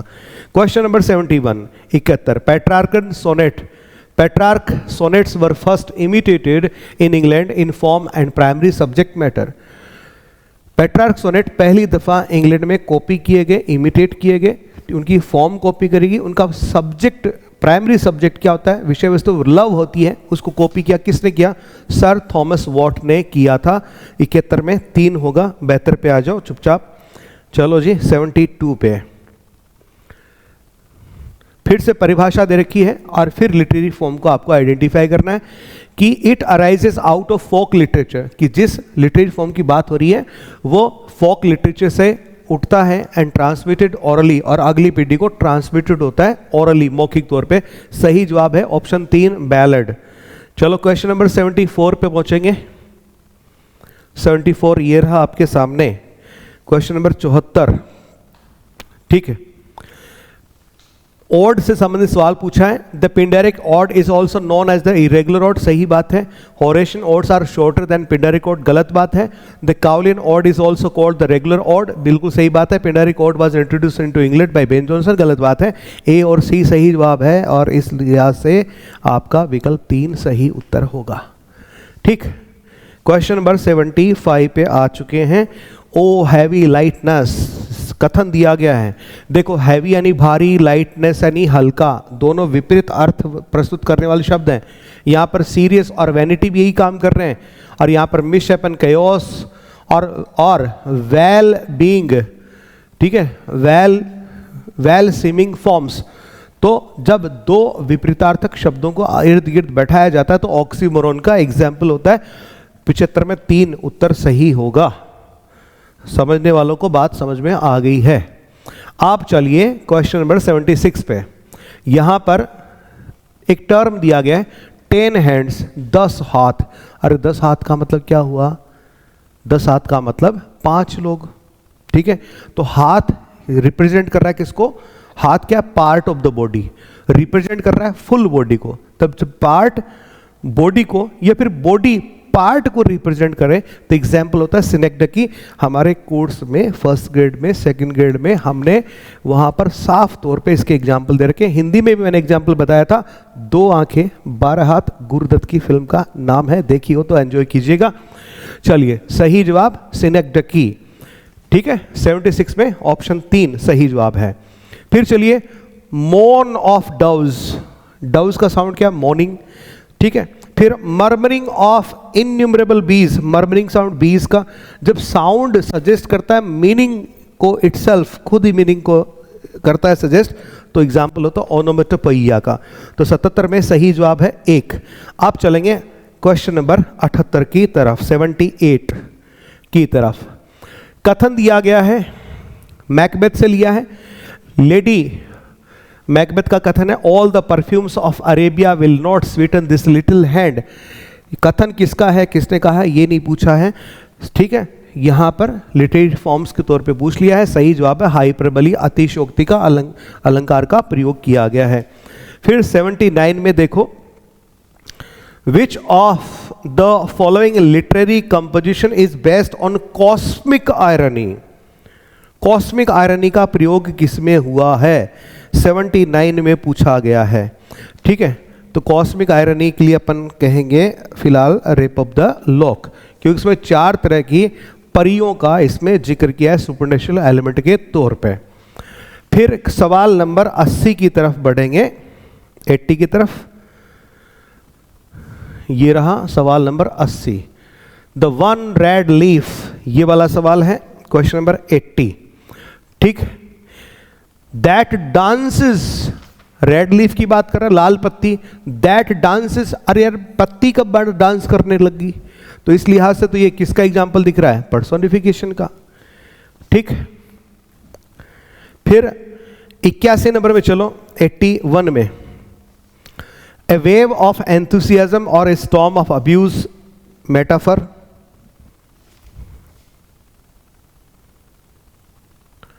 एटी 2 में आ जाओ अब। यहां पर ट्रैंक्विल, ट्रांक्वाइल नहीं पढ़ेंगे, ट्रैंक्विल, ट्रैंक्विल, ट्रैंक्विल, तो इसके लिए सही विकल्प नंबर 1 है, ट्रैंक्विल। ठीक है, फिर जजमेंट, मंट होता है, मेंट नहीं होता, मंट 1 और 2 में दे रखा है, लेकिन सही जवाब ये होगा ऑप्शन 4। ठीक है, फिर 84 में आओ, 84 के अंदर एयर, एयर नहीं पढ़ेंगे, एयर ऐसे करके नहीं पढ़ा जाएगा, एयर, तो इसमें ए और ए ये सही जवाब रहा। रे की ध्वनि विद इन ब्रैकेट दे रखी है, कंडीशनल है इसलिए इसका बोला जाना कंडीशनल है इसलिए दे रखी है। ठीक है, फिर 85 पे चलो भाई, जस्टिस शब्द दिया गया है, तो जस्टिस, जस्टिस बड़ा नहीं होगा, छोटे वाला यूज होगा, तो जस्टिस ऑप्शन 4 आपका सही जवाब होगा, जस्टिस। ठीक, फिर क्वेश्चन नंबर 86 में वर्ड स्ट्रेस पूछा, प्राइमरी वर्ड स्ट्रेस का सवाल पूछा गया है 86 के अंदर। ठीक, तो सही जवाब है ऑप्शन 4, या क्विंटेसेंस टे के पर यहां आपका स्ट्रेस मार्क लगेगा। फिर 87 पे आ जाओ, एग्जामिनेशन, सॉरी एग्जामिनर, एग्जामिनर 87, यहां पर सवाल पूछा गया है, स्ट्रेस का ही सवाल है, तो ज यहां पे स्ट्रेस लगना है, विकल्प 4 सही जवाब होगा। ठीक है, फिर 88 भी स्ट्रेस का ही सवाल पूछा गया है, 88। ठीक, इसमें correctly stressed in the word commissionerate, commissionerate, तो ऑप्शन 2 आपका सही होगा, CO, क, ये आपका प्रेफिक्स हो गया, इसलिए आगे वाले सिलेबल पे स्ट्रेस लगेगा, प्राइमरी सफिक्स हो गया, अभी वीक सफिक्स है। फिर 89 पे चलेंगे, 89 क्या है देखो, by using a variety of different characters in different voices Eliot in the Waste Land manages to achieve, क्या करना चाहता है? ए काइंड ऑफ इम्पर्सनैलिटी, ये थ्योरी ऑफ इम्पर्सनैलिटी को अप्लाई कर रहे हैं, इसलिए डिफरेंट वॉइसेस को इन्होंने काम में लिया है ताकि वो पर्सनल टच उसमें नहीं आए, इम्पर्सनैलिटी का इसमें यूज हो। 89, ठीक, चलो जी, फिर 89 के बाद में 90 पे आ जाते हैं। 89 में वेस्टलैंड में जो पहला पार्ट है द बेरियल ऑफ डेड, उसके अंदर एक लाइन आती है, those are pearls that were his eyes, Phoenician sailors से रिलेटेड है। ठीक है, तो ये कहां से ली गई है, ये अल्यूशन कहां से लिया गया है? ये शेक्सपियर का जो द टेम्पेस्ट नाम का जो ड्रामा है वहां से लिया गया है, द टेम्पेस्ट। ठीक है, और ये हमने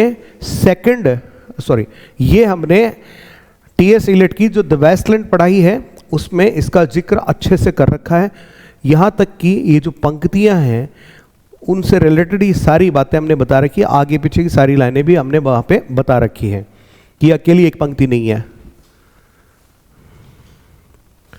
फिर क्वेश्चन नंबर 91 पे आओ, who is the Smyrna merchant, ये स्मिर्ना का व्यापारी कौन है? मिस्टर यूजेनाइट्स हैं। ठीक, 92 पे आओ, 92 number, the birthday party represents, birthday party represent करता है किसको? देखो जी, the existential problems among the post war generation who have stuck in utter seclusion, बिल्कुल सही जवाब है। ठीक, the ontological dilemma that has compelled the post-war generation to resort to distress and fear with absurdist, नहीं, the problem of the industrial revolution, 3 सही है। तो 92 के अंदर आपका 1 और 3 यानी विकल्प 2 जो है आपका सही जवाब हो जाएगा। क्लियर, चलो फिर चलते हैं क्वेश्चन नंबर 93 की तरफ। फिर से हैरोल्ड पिंटर बर्थडे पार्टी, वहीं से सवाल पूछा है, बहुत सीधा सरल सा सवाल पूछा गया है।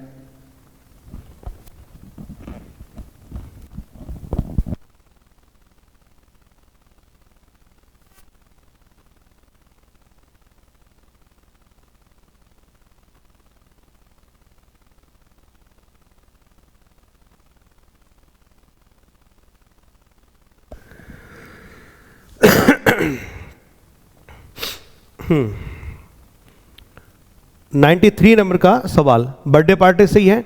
बर्थडे पार्टी जो है किस तरह की कॉमेडी है, तो इसको कॉमेडी ऑफ मैनस कहते हैं। मिनास नहीं पढ़ेंगे, मैनस इसको पढ़ा जाएगा, ठीक है, मैनस। तो ये कॉमेडी ऑफ मैनस है, टाइटल के साथ में ही इसको पढ़ा दिया जाता है, बता दिया जाता है। चलिए 94, फिर से यही बर्थडे पार्टी से सवाल पूछ लिया गया। हालांकि लगभग 2 ही सवाल होने होते हैं, लेकिन तीसरा सवाल भी आ गया है कि इसमें गेम खेला जाता है बर्थडे पार्टी के अंदर। वो गेम कौन सा है, तो ब्लाइंड मैन्स बफ, ये वाला गेम है 94 में। ऑप्शन 4 सही जवाब होगा। चलिए 95 की तरफ बढ़ेंगे। अब अनीता देसाई का क्राई द पिकॉक, उस पर सवाल आ गया है। सवाल क्या है, कथन दिए गए हैं, कौन सा सही है कौन सा गलत है, इस तरह से करके पूछा है। तो देखते हैं। The entire novel is narrated in the third person, नहीं भैया, एंड पूरा नॉवल थर्ड पर्सन नहीं है, उससे फर्स्ट पर्सन माया जो है वो भी इन्वॉल्व होती है। कथन गलत है, ठीक। Maya is obsessed with astrologers prediction, बिल्कुल सही बात है। Maya's pet dog's name is not known, Maya के पालतू कुत्ते का नाम ज्ञात नहीं है भाई, टोटो नाम था उसका। The introductory and concluding sections of the novels are narrated in the third person, बिल्कुल सही बात है। B and D are true, तो ऑप्शन 1 आपका सही जवाब होगा। अब चलिए क्वेश्चन नंबर 96 पे, फिर से माया और गौतम वाले नॉवल से ही सवाल है, ठीक। सवाल क्या है देखें, ये जो 96 का सवाल है, जब ये क्राई द पिकॉक शुरू होता, कहां से शुरू होता है, माया का जो पालतू कुत्ता टोटो है मर जाता है, उसके डिस्क्रिप्शन से शुरू होता है ना। तो ये देखिए ऑप्शन 3 इसमें सही जवाब होगा। फिर 97 पे आओ, 97 नंबर 97 पे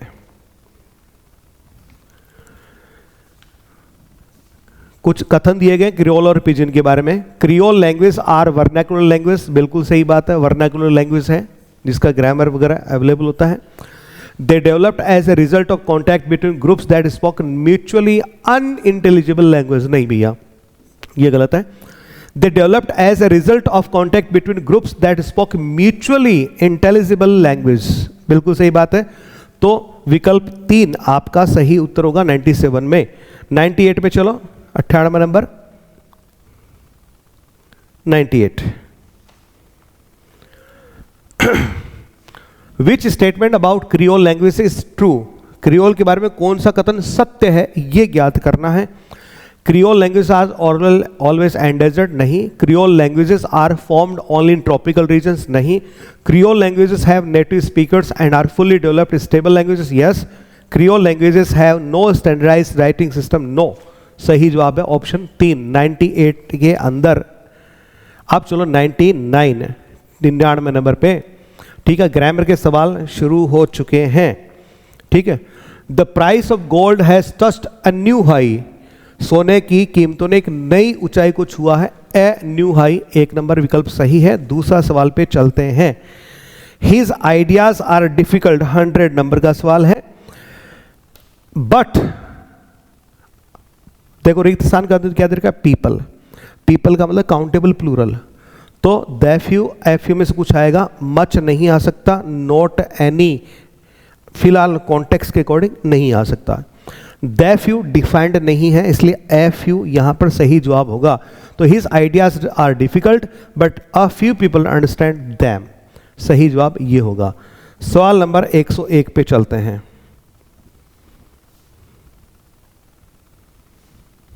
सवाल नंबर 101, ये लो जी, 2 सवाल एक साथ कर लेंगे special. She asked some more soup, उसने पूछा कुछ और सूप है, ही सेड, उसने कहा जस्ट अ लिटिल प्लीज, ये रहा अ लिटिल प्लीज, ये वाला 101 में 3 होगा सही जवाब। There is little point in doing any more work now, सही जवाब ऑप्शन 4 इसमें होगा 102 के अंदर। 103 पे आ जाओ, 103 पे क्या दे रखा है वो जरा देख लेते हैं। यूएस डिप्लोमेट, डिप्लोमेट नाउन है, यूएस भी नाउन है, यहाँ इसको डिफाइन कर रहा है, ठीक है। ए का यूज होगा आर्टिकल के तौर पे। A US diplomat showed me great courtesy in the US embassy. 103 के अंदर ऑप्शन 1 सही जवाब है। 104 पे चलेंगे।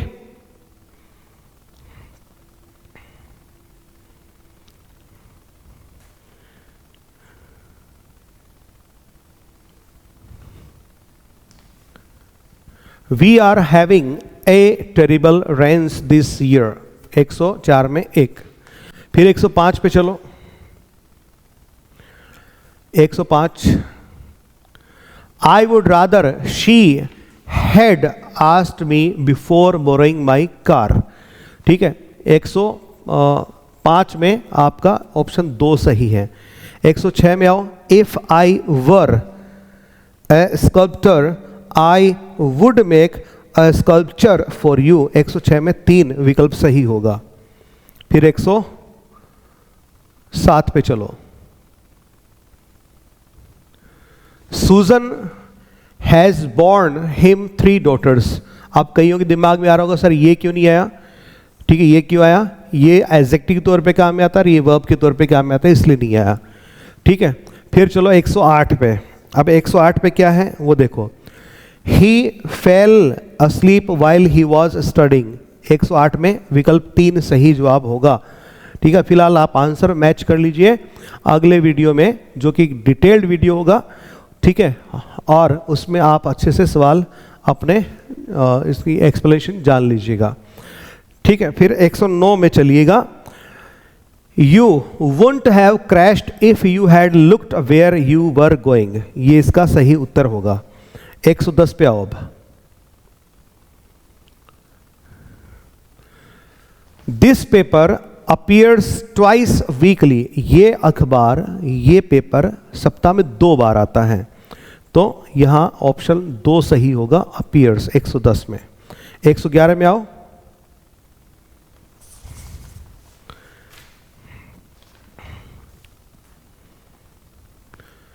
Choose the option that is, हाँ एक्टिव वॉइस बनाना भैया।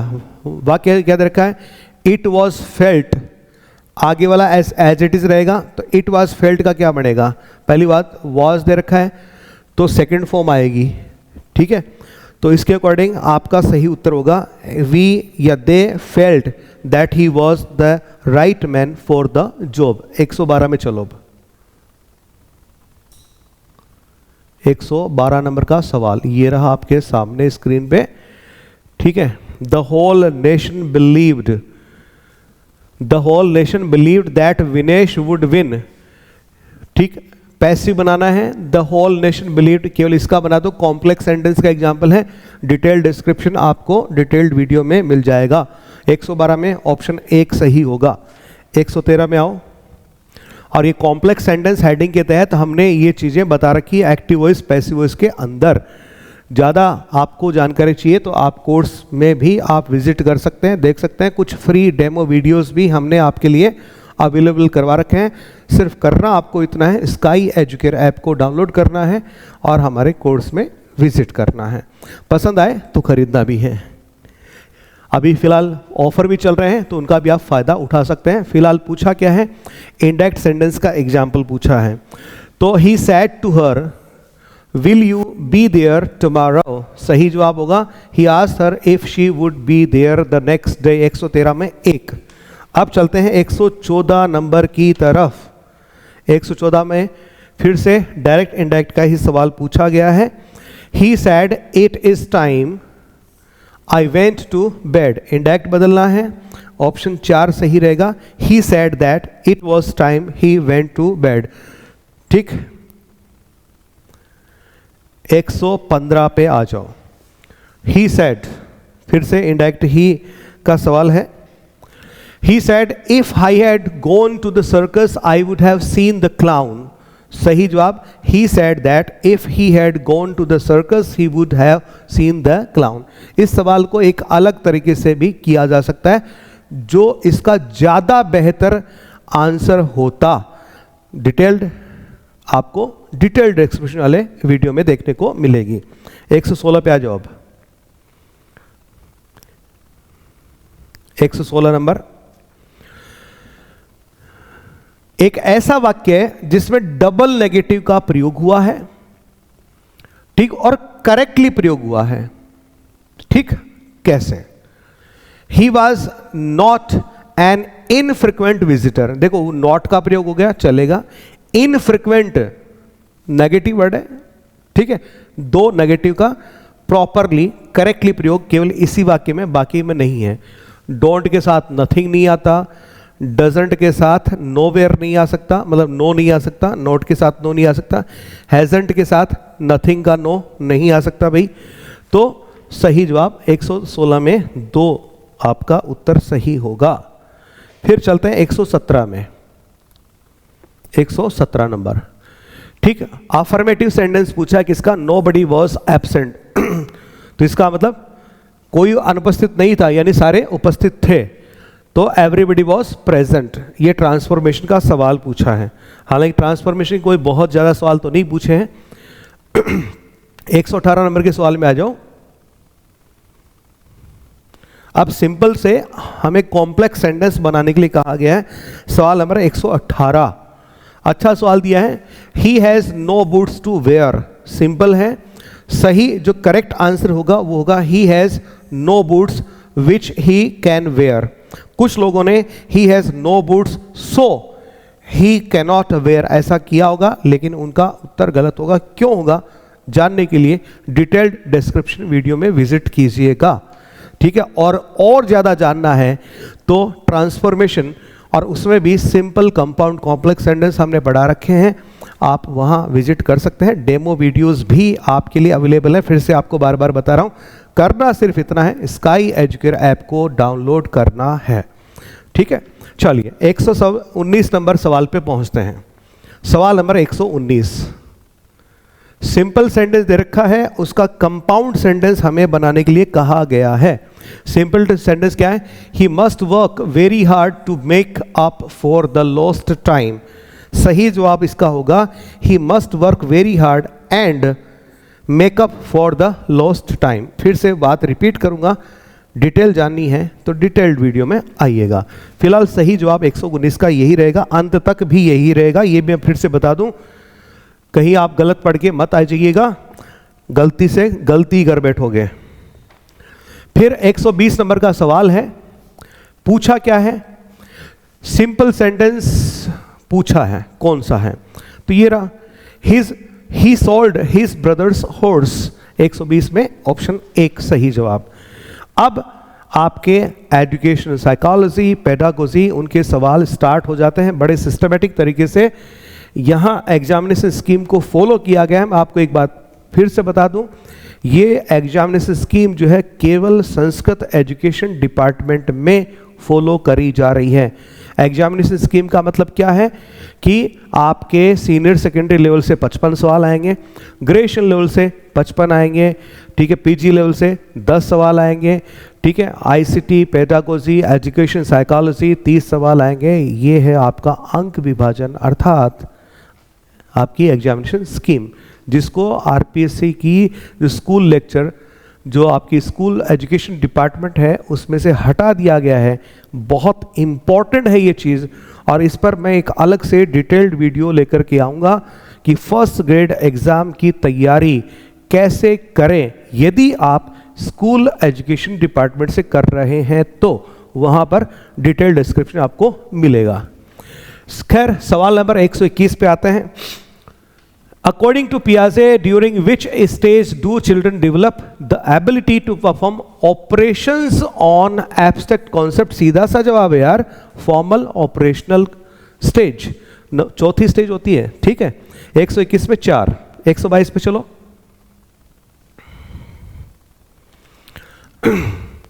3 significant laws of learning। अरे लॉज ऑफ लर्निंग किसने दिए हैं?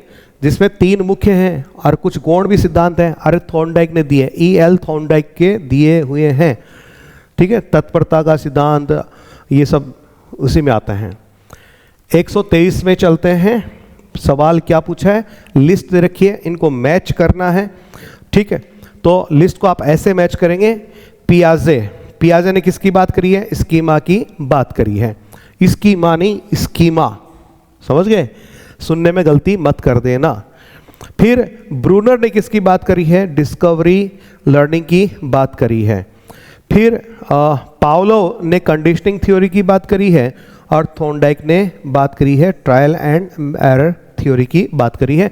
विकल्प आपका एक इसमें सही हो जाता है। 123 में आप पहुंच जाते हैं 124 नंबर पे। 124 नंबर पे क्या होगा देखते हैं जरा। ये रहा आपका बहुत ही आसान सा सवाल, 124 नंबर, ठीक है। For effective learning organisation of the matter into a whole is important, this is the view point of Bruner. सही जवाब ऑप्शन 4 124 में। 125 पे आओ भी, 125 नंबर का सवाल। 125 पे ऑप्शन 2 सही है आपका। Constructivist theories of learning suggest that learners construct knowledge based on their experience. Learner जो है अपने अनुभव पर आधारित नॉलेज का निर्माण करता है, कॉन्स्ट्रक्ट करता है। 126 पे आ जाओ। 125 में 2 सही उत्तर रहेगा। 126 पे आओ। 126 पे ए mental healthy person will be emotionally balanced and socially adjustable. 126 में 4 विकल्प सही जवाब है। 127 पे पहुंचेंगे।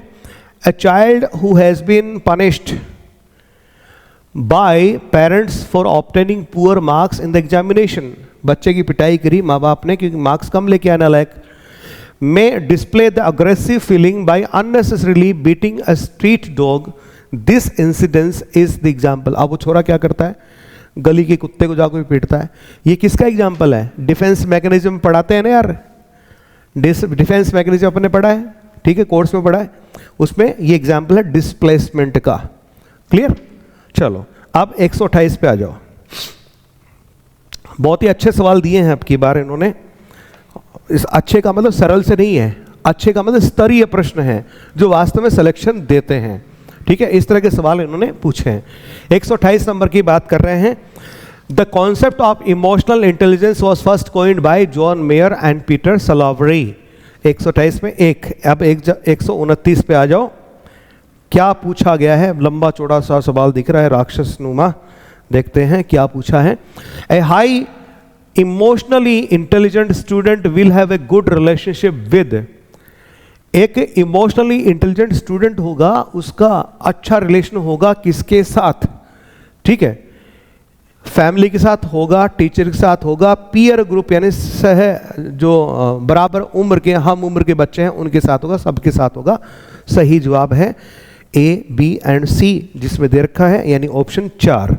अगला सवाल 129 नंबर के बाद में आता है मेरे ख्याल में 130. तो 130 पे ये अपन पहुंच चुके हैं. ये रहा. Communication is a process. क्या है सवाल 130 नंबर का? Communication is a process of sharing. Communication में क्या करते हैं? शेयर करते हैं. क्या करते हैं भैया? आइडियाज एंड सेंटिमेंट्स, बिल्कुल करते हैं. सेंटिमेंट्स एंड गुड्स, बिल्कुल करते हैं. फीलिंग्स एंड ओपिनियन नहीं. पावर एंड थॉट्स नहीं. तो ए एंड बी इसको सही जवाब ठहराएंगे. ठीक है, 130 में एक सही ऑप्शन है. फिर 131 में जाएंगे. Focused listening skill include these stages. 131. ठीक है. कॉन्ट्रैक्टिंग सही जवाब, प्रोसेसिंग नहीं, हियरिंग सही जवाब, इवेल्युएटिंग सही जवाब, यानी ए, सी एंड उल्टा करके क्या अपन, हाँ उल्टा करके थोड़ा सा, आपका सही जवाब होगा ए, सी एंड बी. तो ए, बी एंड सी ये रहा, ये ऐसे होगा. ठीक है, 131 में पहले 3 विकल्प सही हैं. इसको ए, सी एंड डी नहीं, ए, सी एंड बी है ऐसे करके. तो 131 में 3 विकल्प सही होगा. 132 पे पहुंच जाते हैं जल्दी से. ठीक है, 132. Concept attainment teaching model follows 3 main phases. B, C, A तीनों ही हैं. ये रहा. Testing attainment of the concept, presentation of data and identification of concept, analysis of thinking strategies तीनों. B, C and A तीनों हैं. ठीक, प्रोसेस आपने देख ली जिस क्रम में मैंने बताई है. फिर 133 नंबर पे एडवांस ऑर्गेनाइजर से सवाल पूछा है डेविड आसुबेल का। एक बार ये सवाल पहले भी आ चुका है, ठीक है, आरपीएससी फर्स्ट ग्रेड ने इस सवाल को पहले भी पूछा है, मैं आपको बता दूं, ठीक है, और एक बार नहीं 2 बार पूछा है। अब कब पूछा है वो तो आप लोग भी थोड़ी सी मेहनत कीजिएगा, पुराने पेपर्स को खंगाल के देखिएगा, तब आपको पता चल ही जाएगा। और नहीं पता चले तो लोड करके स्काई एजुकेटर के पास फिर से आ जाएगा, क्योंकि वहाँ पर भी आपको पेपर्स पुराने दे रखे हैं with solution, with detailed solution, ठीक है, और वो भी free. Imagination power and composition skill of students can be developed by, सवाल ये है किसके द्वारा डेवलप किया जा सकता है स्टूडेंट की इन पावर्स को, ठीक है, तो using set of pictures and ask them to speak anything about it. हाल फिलहाल इतना ही बताऊंगा, एक्सप्लेनेशन डिटेल्ड वीडियो में आपको मिलेगी। 135 नंबर पे चलते हैं।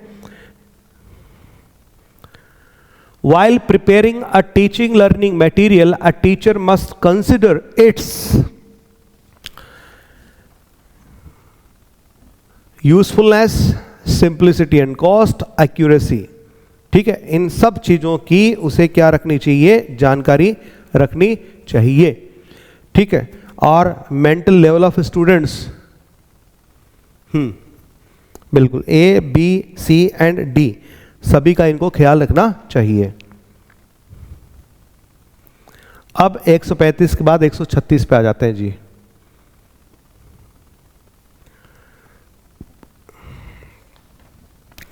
Cooperative learning technique jigsaw was developed by, jigsaw puzzle होती है ना, ये किसने डेवलप किया है cooperative learning technique jigsaw? Elliot Aronson ने किया है। फिर 137 पे आओ।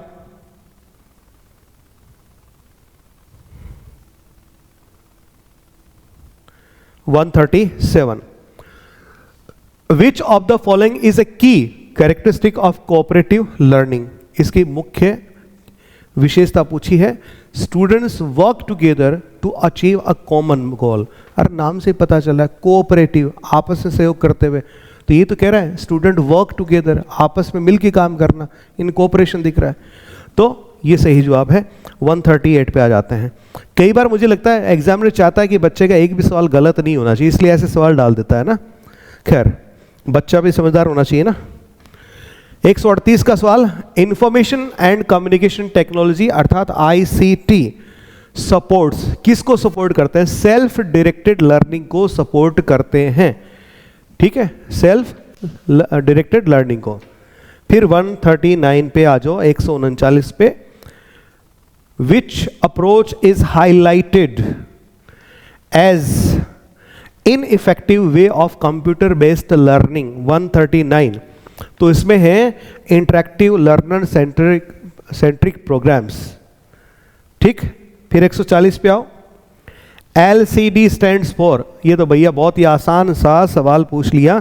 LCD की फुल फॉर्म जो है यहाँ पे पूछ ली, लिक्विड क्रिस्टल डिस्प्ले, ठीक है, लिक्विड क्रिस्टल डिस्प्ले। कहीं भूल भाल गए हो तो वापस याद कर लेना, क्योंकि LED का जमाना चल रहा है तो LCD को भूल गए होंगे, तो वापस याद दिला दिया आरपीएससी ने। 141 पे चलो।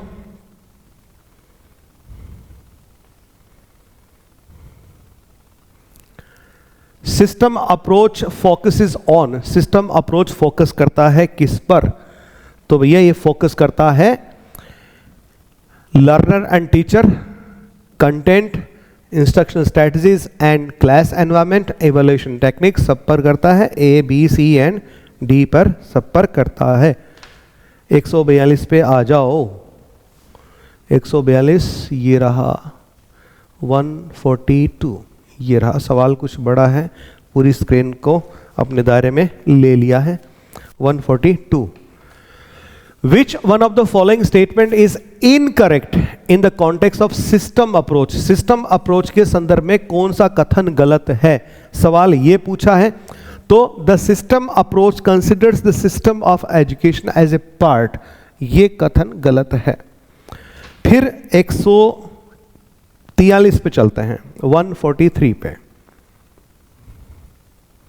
143 पे चलते हैं। Which one of the following is not paradigm of for computer assisted learning, अर्थात CAL के लिए निम्न में से कौन सा पैराडाइम नहीं है? तो वो है आपका इमेंसिपेटर पैराडाइम। ये आपका सही जवाब होगा। डिटेल्ड वीडियो के लिए पहले से बता रखा है कहां आना है। 144 पे आओ।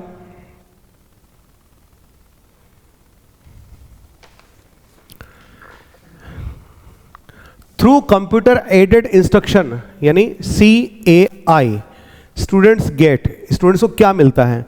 पर्सनलाइज्ड फीडबैक मिलता है, बिल्कुल मिलता है। प्रॉम्प्ट करेक्ट आंसर, तुरंत सही उत्तर मिलते हैं।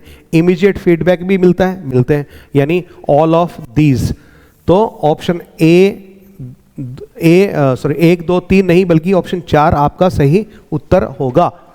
फिर 145 पे आ जाओ। 144 में 4 सही हो गया है। अब 145 पे आओ। Educational psychology describes and explains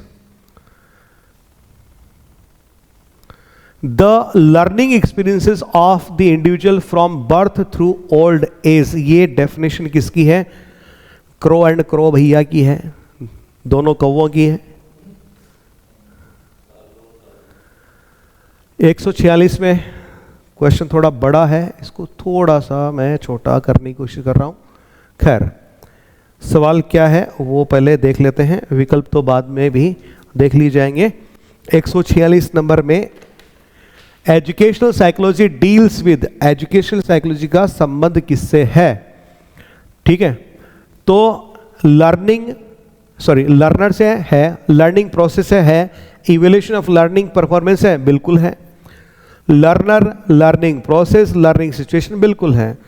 problem of behaviour, अरे भैया इसी से तो बना है। Problem of learning, problem individual, सब सही है भैया। A, B एंड C ये सारा कर देना इसमें, ठीक है। इसमें 146 में आपका उत्तर 1 जो है सही होगा। फिर चलते हैं 147 पे, और 147 मिलेगा अपने को इस तरफ, ये मिल चुका है। The study of educational psychology helps, बहुत सिंपल सा सरल सा सवाल है। एजुकेशनल साइकोलॉजी किसकी मदद करती है? टीचर और लर्नर दोनों की मदद करती है, ठीक है। फिर 148 में पहुंचेंगे।